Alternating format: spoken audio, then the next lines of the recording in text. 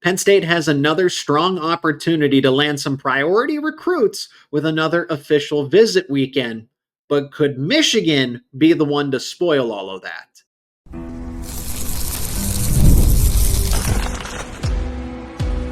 You are Locked On Nittany Lions, your daily podcast on the Penn State Nittany Lions. Part of the Locked On Podcast Network, your team every day. Could Michigan end up being a problem with Penn State recruiting in its current state? This is Locked On Nittany Lions. I'm your host, Seyko, and thanks so much for making us your first listen and watch every single day. We are free and available wherever you get your podcasts, including YouTube. Help me welcome him back. He is the recruiting expert for the Locked On Podcast Network, also covers Auburn, Florida State, Miami of Florida, and gives you that whole national recruiting perspective. And since this is a recruiting episode, today's episode is brought to you by the leaders in job recruiting, LinkedIn Jobs. These days, every new potential hire can feel like a high-stakes wager for your small business. That's why LinkedIn Jobs helps you find the right people for your team faster and for free. Post your job for free at linkedin.com/lockedoncollege. Terms and conditions apply. So this is another preview for the official visit weekend. And we said how important June 14th was because Penn State is getting very strategic with how many current verbal commits they have with priority targets as well. But Michigan seems to be playing spoiler. So, Brian, this episode's going to be a little bit different here. Rather than me kind of making some blind predictions as far as like, hey, this is what we know, I did a little more digging this time around and did a little more research myself. It seems like Michigan is a strong lean for prospects like Andrew Olesh, tight end that Penn State's after, in-state. Oh no, here we go again, possibly losing another in-state target. Taz Williams, a coveted wide receiver.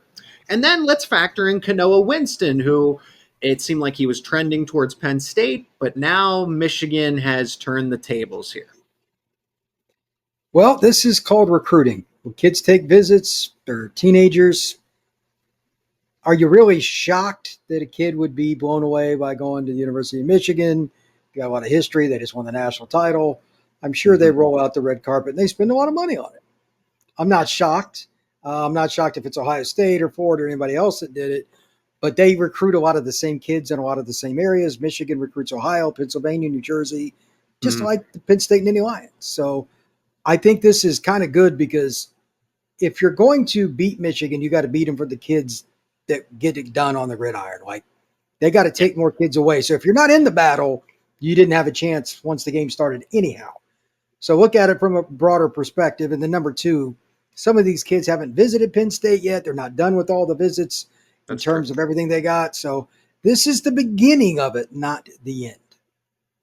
So I'm not saying that, it's all doom and gloom here, that Penn State has no chance at Taz Williams, Andrew Olesh, or Kanoa Winston, even though Winston had his visit. But it's pretty telling that Winston had the visit last week. He's first cousins with KJ Winston, who's had a very good career at Penn State. Their dads, their fathers are twins. So this would be a natural move for Kanoa Winston to commit to Penn State. But it seems like when you look at Michigan's recruiting, and I can't speak too much to them, so I don't want to, I want to be correct with this, but they don't have a lot of commitments right now. So it's only a matter of time before the Wolverines, even though there's a change in regime with Jim Harbaugh moving on, that they're going to gain some verbal commitments one way or another. You can't just, Sharon Moore and his staff are terrible at recruiting. No, that's not the case. It's not a matter of if, it's a matter of when. It's a shame that Penn State could end up losing out on 3 of its priority targets because Michigan's finally going to turn the corner themselves. That's recruiting as well. Sometimes there's some weird layovers between schools. They get, I don't want to say complacency, but there's so much with that change. Like the entire Michigan staff changed. It was going to take them a while to get going. Yeah. And I'm not picking on Moore, but he's a first-time head coach, et cetera. Mm-hmm. But now that the kids are on campus, again, how hard is it to sell Penn State? Not hard. How hard is it to sell Michigan? It's the same thing. One is in one state, it's the same program, just in 2 different states in a lot of ways. So I'm not shocked by it, but they still have to prove they can close.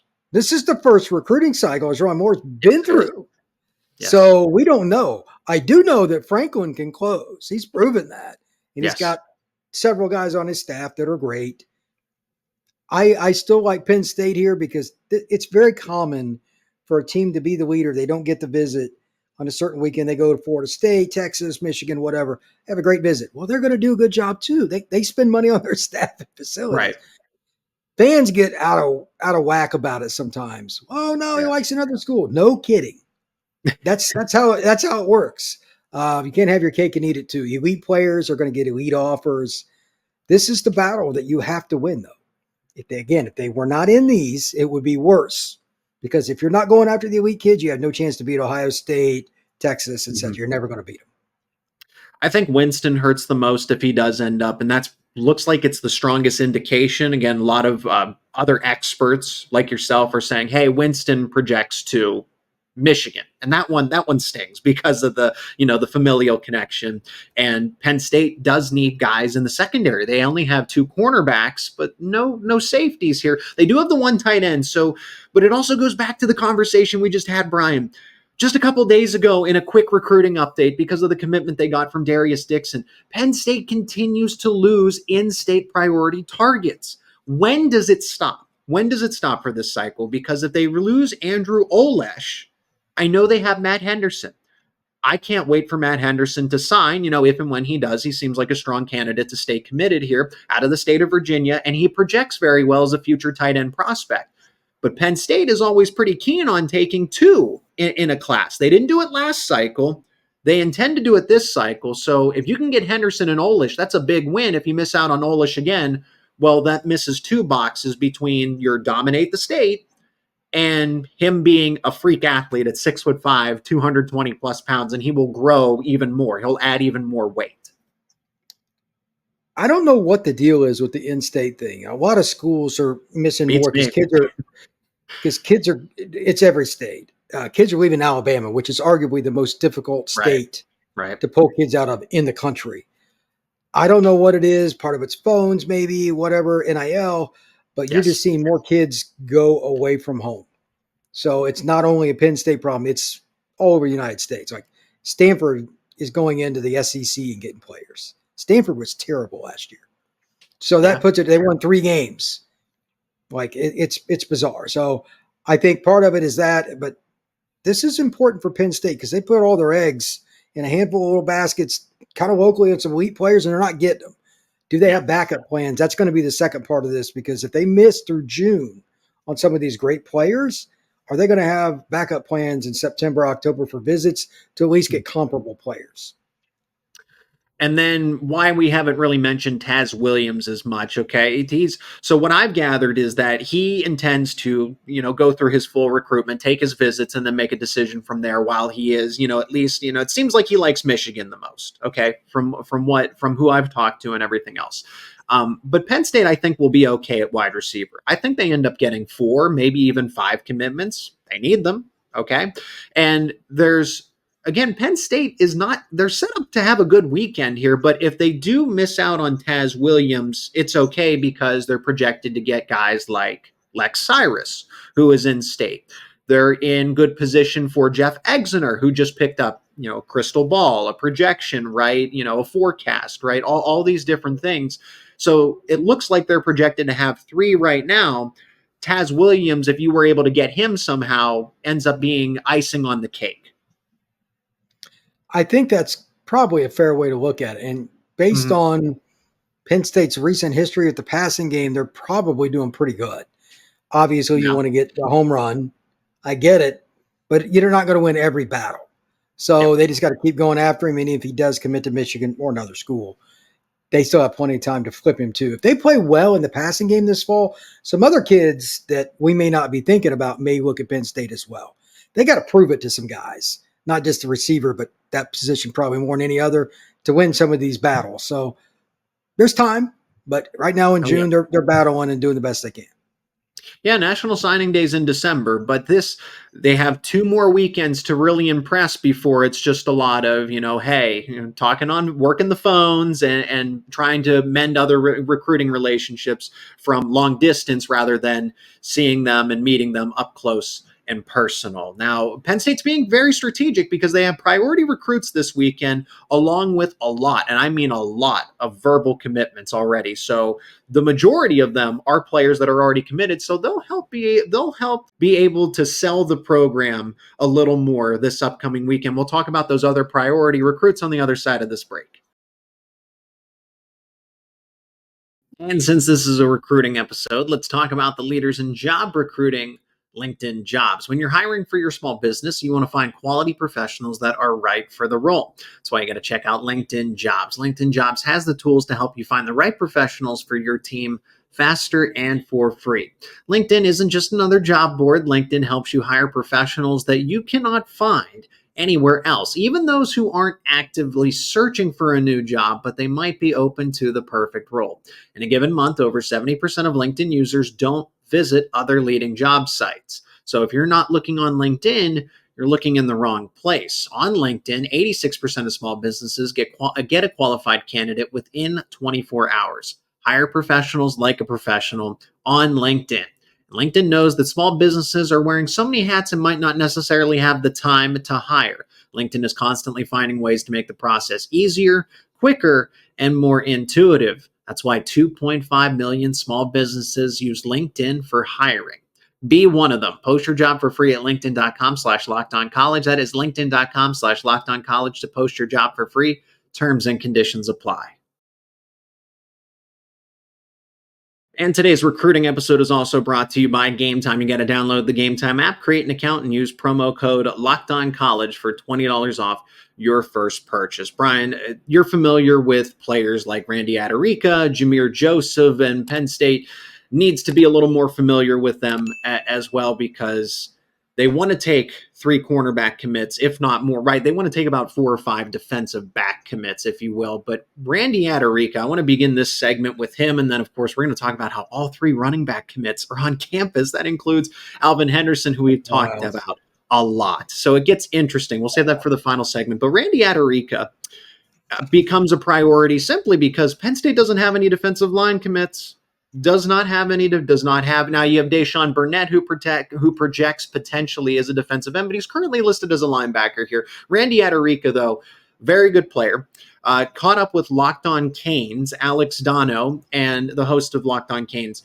And he said that, well, Miami doesn't have any defensive line commits either. So Randy Adirika is going to do his due diligence, take his visits, but at the end of the day, if the Florida native ends up committing to the Hurricanes, I would not be surprised here. But this is an important weekend for Penn State to see if they can get someone that they believe is underrated compared to the rankings. Miami, Florida State, Penn State have been the 3 for Randy. I don't know if Florida State's kind of faded. I haven't heard them as much here recently. It's been a little more Miami, Penn State chatter, but he is a good football player. I've seen him live multiple times. Nice kid. He's got the frame you're looking for to play D tackle. I can assure you of that. When you shake his hand, you know that is a large man. He's 280-ish, give or take, very athletic, plays in the Miami Public League. You got to be a war daddy to play D tackle in that league. So that's the kind of kid you want if you want to continue on with the kind of defense that Penn State has had. They've converted some guys, DNs and whatnot, to D tackle at Penn State, but Randy's flat out an interior guy. There's no doubt about it. He is a powerful, broad-chested kid, and he is not fun to try to go against. That's the kind of kid you got to get if you're going to win. And Penn State's run defense has been really good over the past couple of seasons here.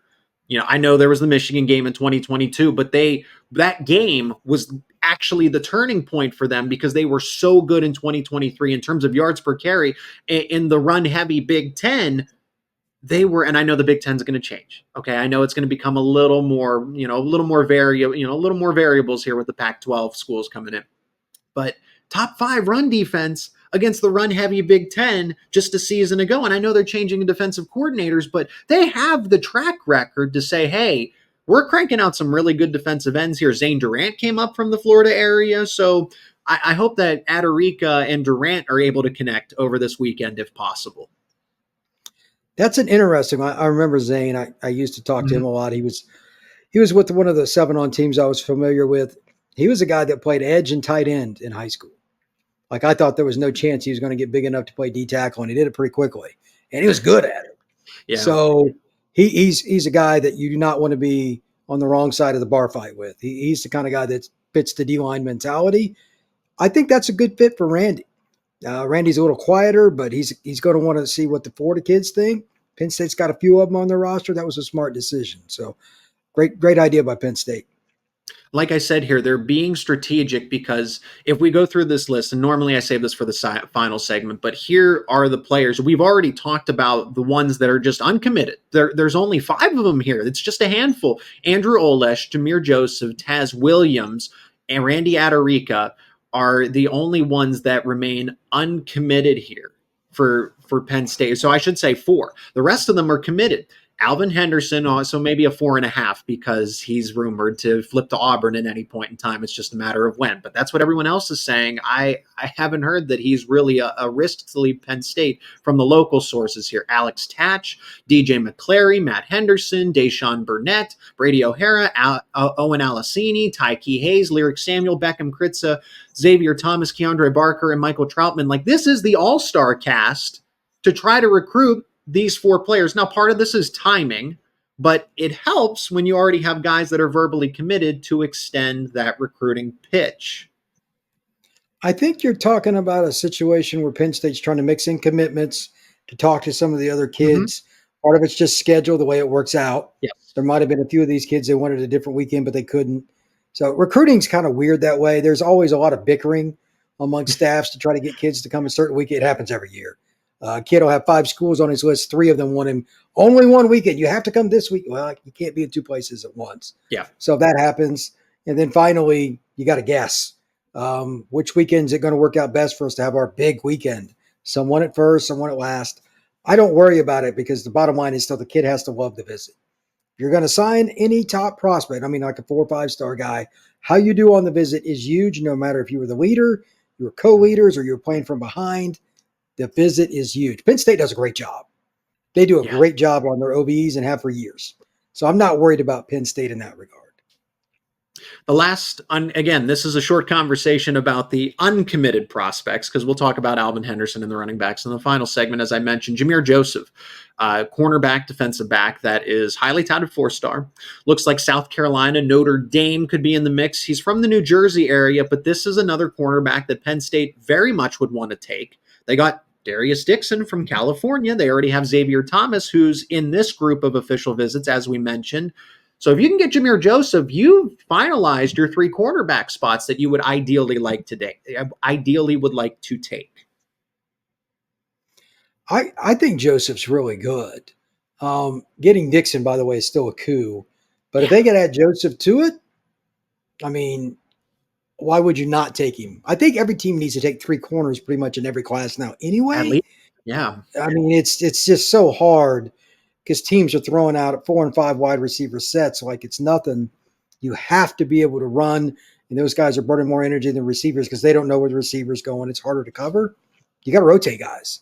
So they need to get the New Jersey PA kids when they can at corner, which doesn't produce a ton of them. They got to take those guys. That's an important one. Notre Dame's maybe going to take him if he wants to come. There's some other stuff going on there. That's very complicated. And I'm not sure like who his leader is. Does anybody know for sure? It seems pretty close. And now Notre Dame's made a charge at him. Is anybody else like in June, anything's possible. There's probably at least one other school because once they take visits, anything can transpire. So Penn State has done a great job with DB the last few years with on-field performance. I wouldn't think it'd be a very hard sell.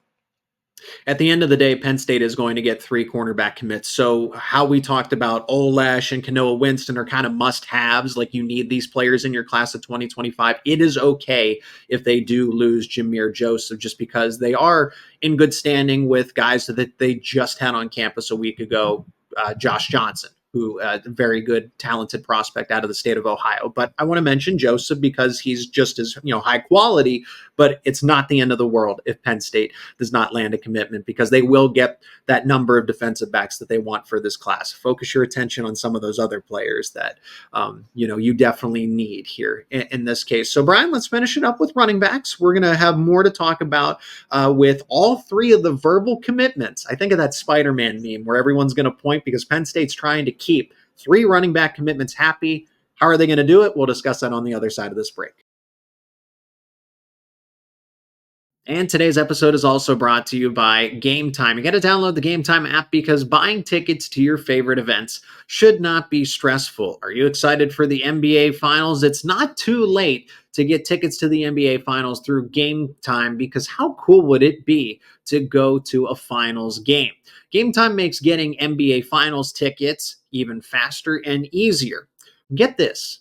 Prices on the Gametime app actually go down as it gets closer to tip-off. With killer last-minute deals, all-in pricing, views from your seat, and their lowest price guarantee, Gametime takes the guesswork out of buying NBA tickets. But Gametime is more than that. Gametime is more than just about getting tickets to the NBA. You can get NHL tickets, you can get baseball tickets, you can get tickets to concerts, comedy, theater, and so much more. You can also save even more. You can save with exclusive in-app deals on select seats ahead of the game or the event. So take the guesswork out of buying NBA Finals tickets and so much more with Gametime. Download the Gametime app, create an account, and use promo code LOCKEDONCollege for $20 off your first purchase. Terms apply. Again, create that account. Use promo code LOCKEDONCollege for $20 off your first purchase. Download Gametime today. Last minute tickets, lowest price, guaranteed. Alvin Henderson's making his official visit at this point in time. Maybe things change in 24 hours, but Tyke Hayes will be there and Keandre Barker. And just to kind of recap everything, Brian, Alvin Henderson's constant. Everybody tells me, I caught up with Zach Blackerby and said, "Hey, anything new as far as Alvin Henderson goes?" I still think he goes to Auburn. No new indications as far as him being closer to Penn State or closer to Auburn. I still think he goes to Auburn. Okay, Zach, that's fine. Then Keandre Barker says, "My recruitment shut down. I'm not going to Arkansas. I am all in on Penn State." That's great. Then there was the reporting that came out that Tyke Hayes was on the West Coast taking a visit to Stanford. It's like, okay, this kind of makes sense because Penn State's talking to Jabri Wallace-Coleman. They've been talking to Bo Jackson before he committed to Ohio State. Somebody's got to do something, right? There's too many running backs here. Well, then it turns out that Hayes is all in on Penn State as well and did not take that official visit to Stanford, even though he was visiting out on the West Coast. So it seems like Penn State is firmly locked in with these three running backs until further notice, which is great news. Because, Brian, a month ago, 2 months ago, we said it's going to be really difficult for Penn State to keep three running back commitments. They're probably going to end up with two, and it's probably not even going to be the same two out of this group that we've had all along. But here we are, and it's looking better day by day by day. Recruiting's funny, isn't it? Because Yes. we thought at least one of them would have decommitted by now. Mm-hmm. And that hasn't happened. I thought, and probably you as well, if I was to guess, Mm-hmm. that they would have lost at least one in the last month. And if they'd have lost two, it wouldn't have been shocking. But with the guys they had on the list, neither one of us was concerned either. Because, they've recruited running back as well as about anybody in the country over the last 3 to 5 years. So now, does it still happen, but just a little later? I'm not guessing at this point. I really don't want to. But they have really good players in their commitment list that other schools are still going to come after. The good news is, Penn State fans, they've recruited the position so well. Number one, they can take more hits than other schools. And number two, they might get another guy just to replace him just as good. So I'm not worried about Penn State at running back regardless of what happens here. Yeah, it seems like at the end of the day, Keandre Barker and Tyke Hayes are all in. You don't have to worry about them anymore. Auburn media say that Alvin Henderson is going to flip to Auburn at some point in time. But every other indication that I have from Alvin himself via social media and then talking to the local sources around Penn State, that we haven't really heard anything different, that Henderson still seems to champion his commitment to Penn State at this point in time. So it seems like now Jabri Wallace-Coleman's kind of the odd man out. He's taken a visit to North Carolina. It seems Syracuse is a strong player there. He was once committed to Georgia. And at the end of the day, Penn State is going to get three running back commitments, it seems like, and they're all talented, whichever group of three you take. Yeah, I don't think it matters because all three of the kids committed right now can play, no question. And the other kids they've talked to in the last month or two, there's nobody you go, wow, that's not a Penn State level running back. I'm sure they would like to get more in-state kids. Getting the Philadelphia player would be my preference if I'm Penn State. Those, Sure. they need to do better in Philly. But again, all these guys are good. So I'm not worried at all for Penn State.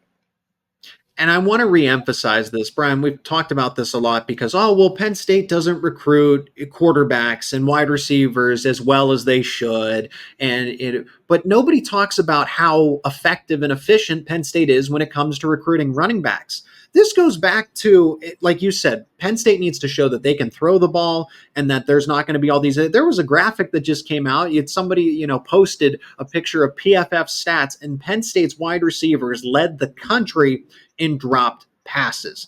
There you go. That's not the only reason, but that is a reason why Penn State is not highly effective at recruiting wide receivers at this point in time.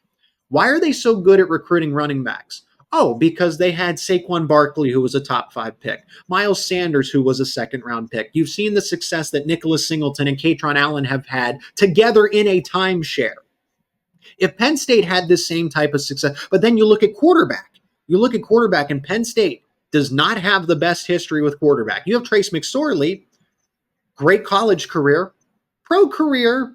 He was able to stay on NFL teams, but that's not what prospects see themselves as. Hey, I'm a first-round pick until someone tells me otherwise. So Penn State hasn't had that at quarterback. And at wide receiver, I know there's Chris Godwin. I know there's Jahan Dotson, but there's no Jamar Chase.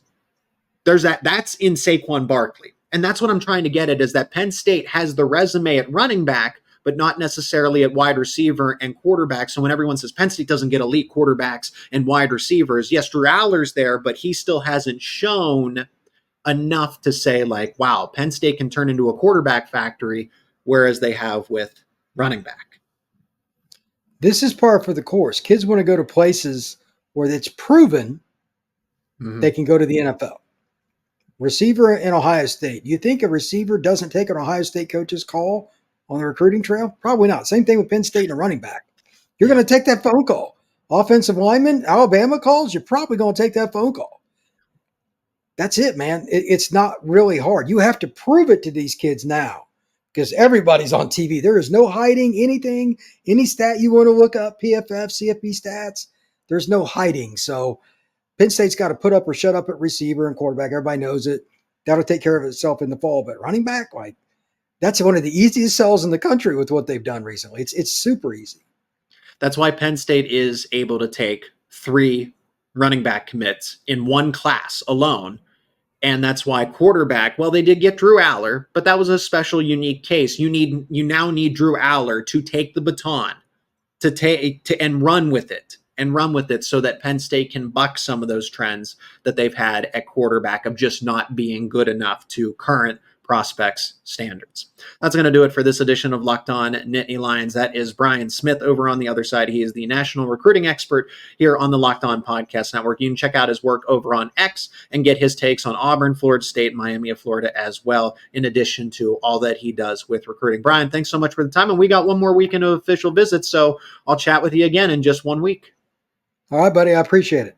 And of course, as always, thanks so much for checking out this episode of Locked On Nittany Lions. I appreciate each and every one of you. Be a part of the discussion. Let me know your thoughts down in the comments section, what you think about Penn State recruiting, and if they're going to have a good final 2 weekends of official visits here in the month of June. If you enjoyed this conversation, leave a like on it, share it with friends and family, and if you're not already, become an everydayer. Subscribe to Locked On Nittany Lions on YouTube and wherever you get your podcast for the latest conversations around your favorite Penn State sports teams. And don't forget, Locked On has launched the first ever national sports 24/7 streaming channel on YouTube, and now it's available on Amazon Fire TV in the free Fire TV Channels app. Locked On Sports Today is here for you 24/7, covering the top sports stories of the day, plus the local experts of Locked On with the national shows covering each and every league. You can find Locked On Sports Today now available on YouTube and the free Fire TV Channels app.